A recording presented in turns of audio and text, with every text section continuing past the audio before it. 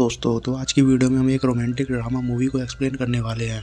इस मूवी की शुरुआत में हम ऐसे आदमी को देखते हैं जिसकी शादी एक बहुत ही खूबसूरत लड़की से होती है, पर यह आदमी फिजिकली इतना स्ट्रॉन्ग नहीं था, इसलिए काफी परेशान रहता था। इसके बाद यह एक वैद्य के पास जाता है, तो वैद्य इससे कहता है कि अगर तुम चाहते हो तो मैं घोड़े का हथियार तुम्हारे हथियार की जगह लगा सकता हूँ। फिर वो आदमी पूछता है क्या सच में ऐसा हो सकता है, तो वैद्य कहता है कि हाँ सच में ऐसा हो सकता है। फिर वैद्य इस आदमी का ऑपरेशन करता है और इन दोनों को इस काम में सफलता मिल जाती है। अब इस आदमी के पास घोड़े वाला हथियार होता है। अब ये आदमी इस हथियार से क्या क्या कारनामे करता है, यही हमें इस वीडियो को देखने को मिलेगा। इस कहानी की शुरुआत है हम एक जवान लड़के को देखते हैं जिसकी शादी शहर के सबसे अमीर आदमी जिसका नाम मिस्टर जून होता है, उसकी बेटी चमेली से होती है। मिस्टर जून अपनी बेटी की विदाई के वक्त ये कहता है कि अगर तुमने मेरी बेटी को परेशान किया तो मैं तुम्हें काफ़ी बुरी मौत मारूंगा। फिर रात को चमेली और जिन को एक कमरे में भेज दिया जाता है। दरअसल यह उनकी सुहागरात होती है और चमेली को तो ये भी नहीं पता था कि इस दिन क्या क्या करते हैं। फिर जैन उसके पास जाकर उसके हाथों को बांध देता है और उसे प्रैक्टिकल करके समझाने लगता है। जिन जैसे ही शुरू होता है तभी चमेली उसे लात मार देती है क्योंकि वो दर्द में तड़प रही थी। दरअसल चमेली को ये सब करना बिल्कुल भी नहीं आता था, इसलिए अगले दिन जैन चमेली को एक किताब देता है। इस किताब में सारी चीज़ें होती है कि कैसे कैसे करना होता है। फिर चमेली समझ जाती है। फिर ये लोग यहीं पर शुरू हो जाते हैं। किताब में जैसा समझाया गया था जैन चमेली के साथ वैसा ही करता है। कुछ दिन बाद जिन अपने नौकर जिसका नाम मिंग होता है उसके साथ किसी काम के सिलसिले से बाहर जा रहा होता है। इन लोगों को रास्ते में एक चीकू नाम का आदमी मिलता है। चीकू के साथ मिलकर ये लोग खाना खाते हैं। फिर चीकू इन लोगों को काफ़ी ज़्यादा शराब पिलाता है। जब ये दोनों होश में नहीं होते हैं तब चीकू इनका सामान लेकर वहाँ से भाग जाता है क्योंकि चीकू एक चोर होता है। पर जिन को इस बात से कोई फ़र्क नहीं पड़ता है क्योंकि जिन के पास बहुत सारे पैसे होते हैं। शाम तक ये लोग दूसरे शहर पहुँच जाते हैं। यहाँ पर उनकी नज़र राजकुमारी और सहेली पर पड़ती है।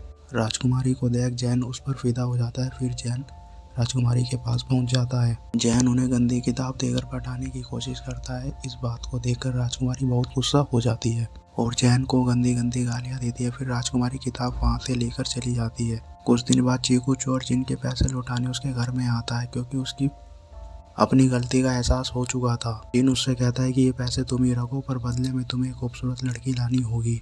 इस पर चीकू जिन से कहता है कि लड़की तो मैं ला दूंगा, क्या तुम उसे सेटिस्फाई कर पाओगे। जिन कहता है कि तुम लड़की का इंतजाम करो, बाकी मैं देख लूँगा। रात में चीकू से बब्बन के घर में ले जाता है। वो लोग यहाँ आकर बब्बन की बीवी को देखते हैं। वो छत पर जाकर कपड़े सुखा रही होती है क्योंकि बब्बन का कपड़ों का कारोबार होता है।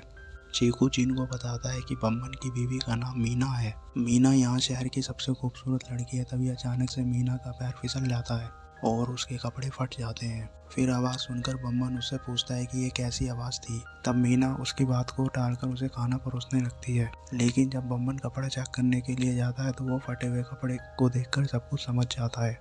बब्बन को इस बात से बहुत ज़्यादा गुस्सा आता है और वो मीना की पिटाई कर देता है। इसके बाद वो मीना के हाथ पैर को बांधकर उसके साथ फिजिकल होता है और ऊपर छत पर बैठ ये दोनों लोग ये सारे नज़ारे अपनी आंखों से देख रहे होते हैं। यह सब देखकर उनकी आंखें खुली की खुली रह जाती हैं और जिन ये सब देखकर हैरान हो जाता है क्योंकि उसके अंदर बब्बन जैसी ताकत नहीं थी। फिर चीकू जैन को जंगल में लेकर आता है और उसे रस्सी के सहारे लटका देता है और उसे काफ़ी फिजिकल टॉर्चर करता है। वो कहता है कि तुम तो मीना के साथ कुछ भी नहीं कर पाओगे।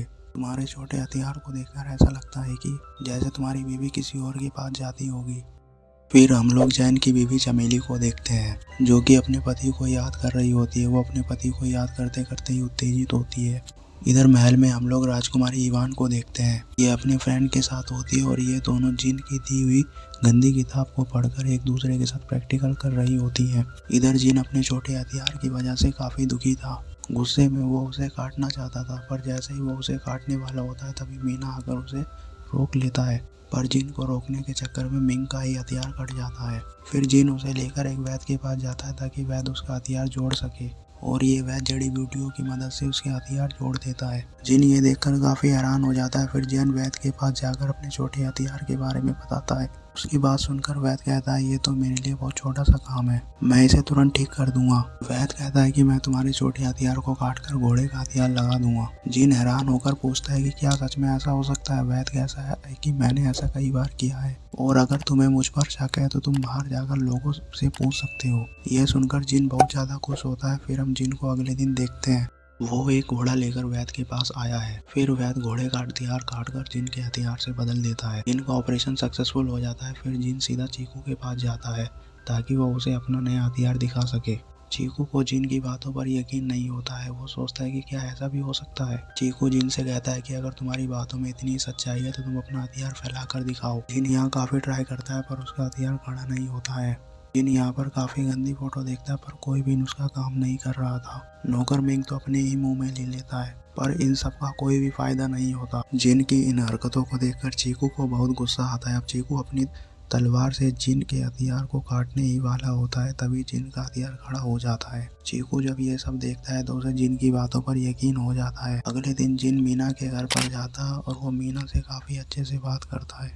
जिन मीना को लाइन में लेने ही वाला था तभी वहाँ पर बम्बन आ जाता है। बम्बन जिन को देखकर मारने के लिए जाता है। बम्बन मीना को भी मारता है। अगले दिन बम्बन को कपड़े बेचने के लिए दूसरे शहर जाना होता है पर जाने से पहले वो मीना के पास जाता है और उसकी गुफा में एक ताला लगा देता है। रात में जब बम्बन यहाँ नहीं होता है तब जिन मीना के पास आता है। वो मीना से प्यार भरी बातें करता है। जीना से कहती है कि ये सब तो ठीक है पर जो भी तुम चाहते हो वो तुम्हें नहीं मिल सकता क्योंकि मेरी गुफा में तो ताला लगा हुआ है। ये सुनकर जिन कहता है कि तुम घबराओ मत, ये मेरा दोस्त दुनिया की हर ताला तो खोल सकता है। ये बात सुनकर मीना काफी ज्यादा खुश हो जाती है। फिर ये दोनों मिलकर उस ताले को खोल देते हैं। फिर जिन मैन के साथ फिजिकल होता है। मीना यहाँ पर काफी ज्यादा चिल्लाती है। उसके चिल्लाने की आवाज को मोहल्ले वाले सुन लेते हैं। अगले दिन बम्बन जैसे ही कपड़े बेचकर आ रहा होता है उसे अपने पड़ोसियों से सब कुछ पता चल जाता है। वो जिन से काफी ज्यादा गुस्सा होता है और वो एक बड़ा सा चाकू लेकर जिन को मारने के लिए जाता है। पर जैसे ही वो जिन के पास पहुंचता है तो वो यहाँ आकर जिन के साथ अपनी बीवी का सौदा कर लेता है क्योंकि मीना ने उसे धोखा दिया था इसलिए वो अब मीना के साथ नहीं रहना चाहता है। जिन को बम्बन की बात सही लगती है तभी वो 10,000 देकर मीना को खरीद लेता है। पर पैसे लेते समय हम लोग देखते हैं कि बम्बन की आंखों में बदला दिखाई दे रहा था।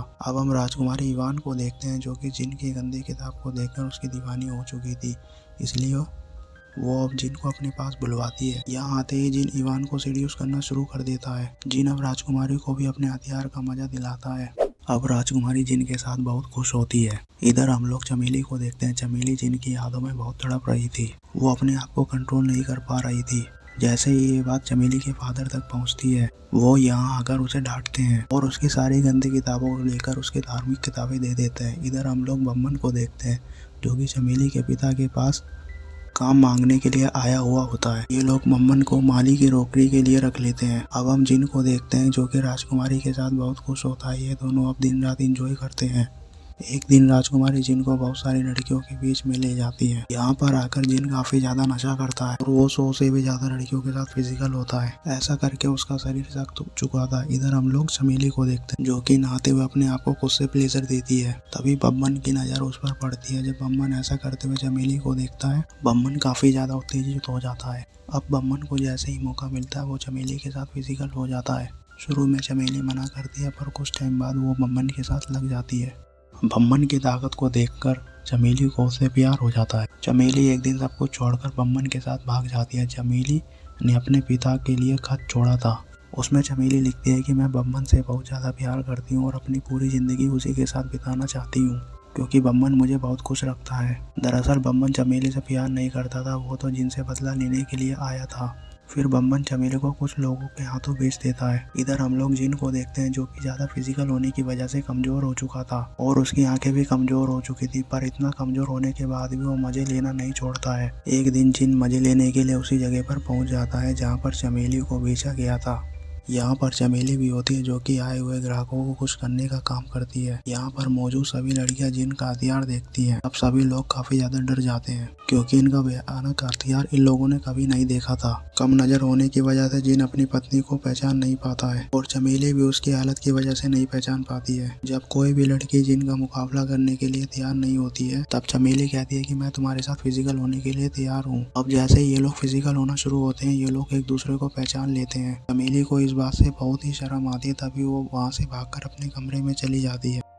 यह लोग जब तक कमरे का दरवाजा खोलते हैं तब तक चमेली अपनी जान ले चुकी थी। चमेली की मौत से जिन बहुत ज्यादा दुखी हो जाता है। फिर वो अपनी गलतियों का पछतावा करने के लिए एक मंदिर पर जाता है। यहाँ पर कुछ देर बाद बम्बन भी पहुँच जाता है। बम्बन भी अपनी गलतियों का प्रायश्चित करने के लिए यहाँ आया था। अब ये दोनों एक दूसरे को माफ कर देते। इन दोनों को ये बात समझ में आ चुकी थी, अगर ये दोनों एक दूसरे की बीवी के साथ ऐसा नहीं करते तो आज इन दोनों के पास एक हंसता खेलता परिवार होता और ये दोनों बहुत खुश होते। और ये मूवी यहीं खत्म हो जाती है। आपको ये वीडियो कैसी लगी आप कमेंट में ज़रूर बताएं और वीडियो को लाइक करें, शेयर करें और चैनल को सब्सक्राइब करें।